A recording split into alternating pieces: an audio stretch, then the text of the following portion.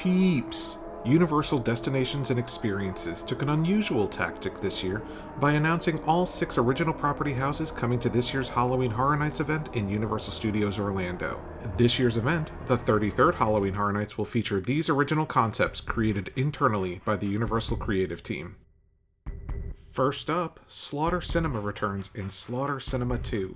If you're dying for a B-movie horror marathon, head to the Carrie Drive-In. Scream through scenes from creature features, grindhouse gore, spaghetti westerns, and more. It's very cool to see Slaughter Cinema return as another haunted house. The first house really was a lot of fun, created a ton of cool concepts and ideas that have really been featured in Halloween Horror Nights since, such as the Yeti, which has been featured multiple times since. The original house was, again, walking through multiple movies, all created like tongue-in-cheek concepts, and I would imagine that kind of theme will carry over into the new Slaughter Cinema. Also, it features longtime Halloween Horror Nights town, Cary, which has been featured a number of times throughout the event. It's kind of like the home of Halloween Horror Nights, kind of folklore. And so it's cool that they're basing a house in Cary and will be a sequel to a previous popular house. Next up, we have another kind of sequel house in Major Sweets Candy Factory. In Major Sweets Candy Factory, you've been invited to chaperone a field trip to a candy factory. The deadly delicious treats turn the kids into sugar-fueled fiends. Now, Major Sweets Candy Factory is actually kind of a sequel, I'm guessing, to Sweet Revenge, which was a scare zone at Halloween Horror Nights 31 in 2022. Now, in Sweet Revenge, same basic premise. An evil candy maker has turned all of the town's children into crazed killers by poisoned candy. Now, that was a standout scare zone of the year. Some great costumes, some cool parade floats. It was in the New York area of the park, and it was a great utilization of that space.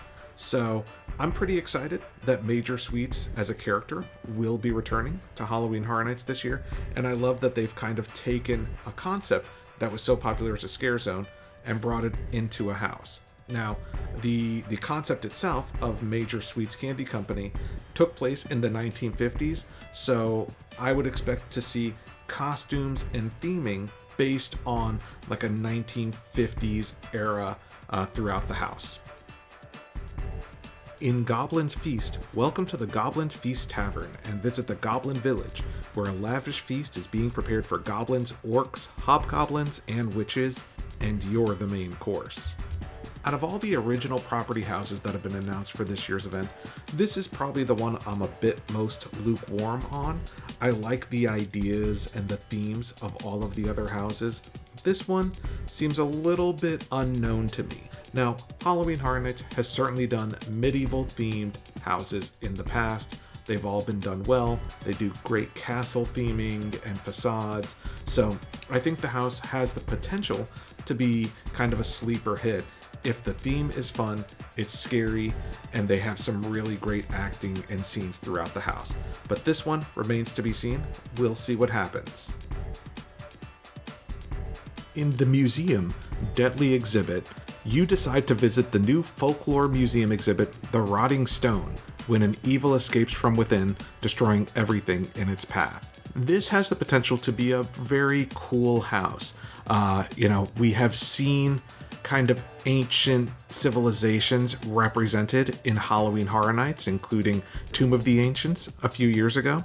So I'm thinking that this may utilize some of the same themes, maybe some of the same costumes from some of those previous Egyptian-themed haunts, especially because on the HHN speculation map from Horror Night Nightmares, they do utilize some Egyptian hieroglyphics to preview the theme of this house.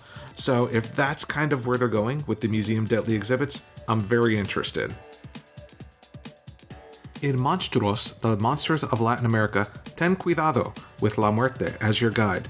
You'll be asking for piedad from these 3 terrifying monsters: the blood-sucking Tiahuelpuchi, owl-faced witch La Lechuza, and bone-ripping El Silbón. Now, Monstros was actually featured last year at Halloween Horror Nights 2023 in Hollywood, and is based on Latin American myths and legends. In fact, the house was so popular it won House of the Year at Hollywood. Last year's house in Hollywood focused on the same 3 creatures and featured stories of you walking through the origins and the folklore of each creature.